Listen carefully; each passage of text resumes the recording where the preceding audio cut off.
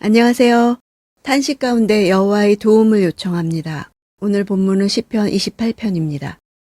1절 오 여호와 내 반석이여 내가 주를 부를 때 가만히 계시지 마소서. 주께서 가만히 계시면 내가 저 아래 구덩이에 내려간 사람들과 뭐가 다르겠습니까? 28편은 대부분의 학자들이 압살롬이 다윗을 대항해 반역을 일으켰던 때 쓰여진 것으로 보고 있습니다. 인생의 황혼기에 그의 생애 중에서 가장 고통스러운 경험 앞에 직면한 것입니다.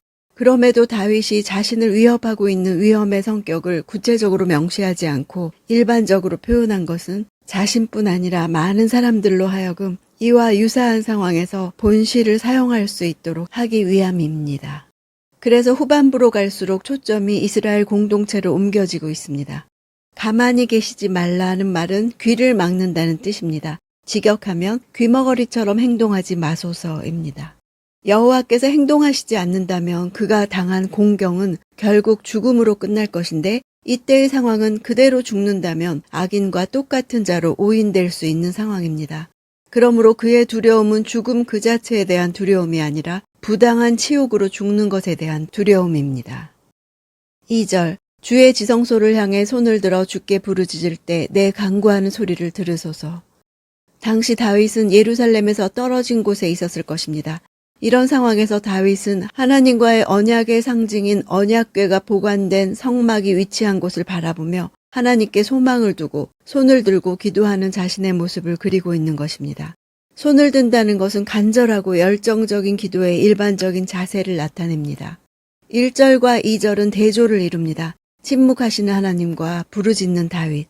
구덩이, 무덤과 지성소가 대조되며 각각을 모두 강조하고 있습니다. 3절 악인들과 함께 죄 지은 사람들과 함께 나를 끌어내지 마소서. 그들은 이웃에게 화평을 말하지만 마음속에는 못된 생각을 품고 있습니다. 악인들, 죄 지은 사람들이라고 같은 뜻을 가진 두 단어를 반복적으로 사용하는 것은 자신을 그들과 철저히 구분하기 위한 강조적 표현입니다.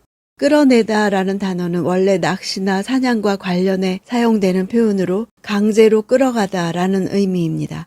다윗은 자신이 마치 포획자에게 잡혀서 죽음을 맞이해야 하는 어리석은 짐승처럼 악인들과 같은 운명에 던져지는 것을 강하게 거부하고 있습니다. 악인들의 대표적인 특징으로 겉으로는 이웃에게 화평, 샬롬을 말하지만 속으로는 샬롬을 깨뜨리고 상대방을 고통에 몰아넣는 자들입니다.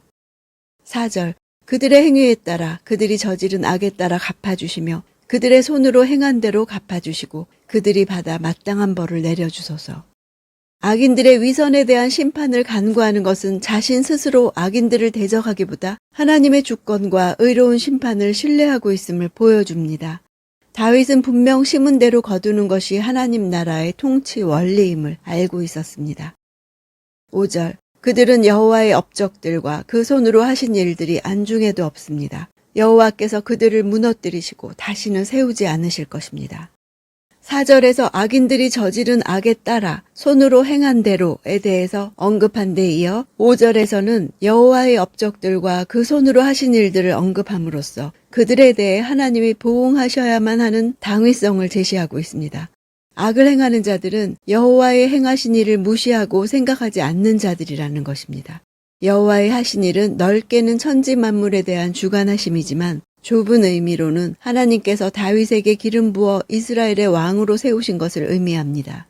악인들은 단순히 다윗을 향해 반란을 일으킨 것이 아니라 여호와의 하신 일에 대항해 반란을 일으킨 것입니다. 무너뜨린다는 단어는 우상이나 그 제단을 파괴하고 성읍을 허무는 것을 나타낼 때 쓰이는 단어입니다. 하나님을 거슬러 반역을 일으킨 자들이 당할 운명을 묘사하는 것입니다.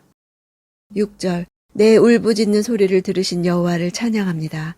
급격한 내용 전환이 이루어집니다. 어두운 분위기는 사라지고 소망과 기쁨의 찬양이 울려 퍼지고 있습니다. 다윗은 자신의 기도를 하나님이 들으시고 원수에 대한 보응을 반드시 이루실 것을 확신한 것입니다. 원수들에 대한 보응이 이미 이루어진 것은 아니지만 들으신이란 동사를 완료형 동사를 사용했습니다.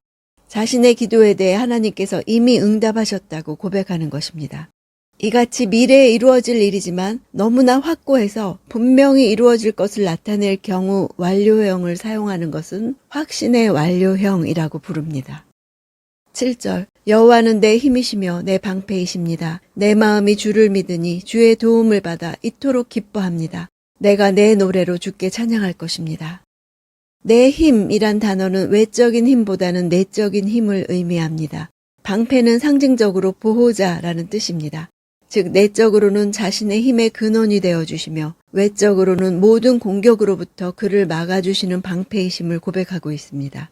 주를 믿는다, 도움을 받는다 모두 완료형으로 쓰여서 다윗의 확신의 근거가 이미 실제로 과거에 이루어졌던 일과 관계가 있음을 말해줍니다. 그는 과거에서부터 지금까지 항상 여호와를 믿고 도움을 받았기 때문입니다. 내 마음이 주를 믿으니 이 문장은 원문의 어순대로 직역하면 그를 믿었다, 내 마음이 입니다. 목적어를 강조하기 위한 의도적인 어순 배치입니다. 다윗은 이런 표현을 통해 그가 의지할 유일한 대상이 여호와 한 분뿐이라는 것과 하나님의 보호와 도우심이 얼마나 분명했는지를 드러냅니다. 도움을 받아 이것은 수동형으로 쓰였습니다. 앞에서 여호와를 내 방패라고 고백한 것과 연결됩니다. 8절 여호와는 백성들의 힘이시요 그 기름 부음 받은 이를 구원하는 힘이십니다. 그 기름 부음 받은 이는 다윗 자신입니다. 자신을 기름 부음 받은 이로 표현하는 것은 자신의 직임이 어디에서 기원한 것인지를 보다 분명하게 밝히기 위함입니다. 다윗은 자신과 백성이 긴밀한 끈으로 연결되어 있으며 하나님의 보호 아래 있음을 분명히 합니다. 왕의 위기는 그의 백성의 위기이며 그의 구원 역시 백성 전체의 구원과 연결되어 있다는 확신에 근거한 표현입니다. 9절 주의 백성들을 구원하시고 주의 기업에 복을 주소서 또 그들의 목자가 돼 영원토록 그들을 보살펴 주소서. 이스라엘은 바로 주의 기업, 소유라는 것을 강조함으로써 여호와께서 이스라엘을 고통과 위기 가운데서 건져주셔야 하는 것과 복을 주셔야 하는 것에 대한 당위성을 상기시킵니다. 모두 4개의 명령형 동사로 연결되어 있어 동사를 반복적으로 사용함으로써 하나님의 도움을 구하는 간절한 심경을 반영합니다. 목자가 되신다는 것은 시편 23편의 이미지와 연결되는 것으로 이스라엘의 진정한 통치자가 다윗이 아니라 여호와이심을 고백한 것입니다. 보살펴주다 하는 동사는 들어올리다 이런 뜻입니다. 원문을 직역하면 당신은 우리를 들어서 안아주소서입니다. 다윗이 이토록 기뻐하다라고 한 것은 기쁨의 정도가 매우 커서 격정적으로 반응하는 것을 나타내는 표현입니다. 사실 다윗은 지금 기뻐할 수 있는 처지에 있지 못했습니다. 기뻐하고 찬양하기보다 오히려 수치스러워하고 고통스러워하고 절망과 두려움 속에서 떨어야만 했습니다. 그러나 그는 하나님께 구원을 요청하는 기도를 올리는 과정에서 악인들이 하는 일이 표면적으로는 자신을 대해 반란을 일으킨 일이지만 궁극적으로는 하나님을 대적하는 악을 범하고 있음을 깨달았습니다. 그리고 이들에게 내려질 하나님의 심판과 자신을 향한 하나님의 구원을 확신하게 되었습니다.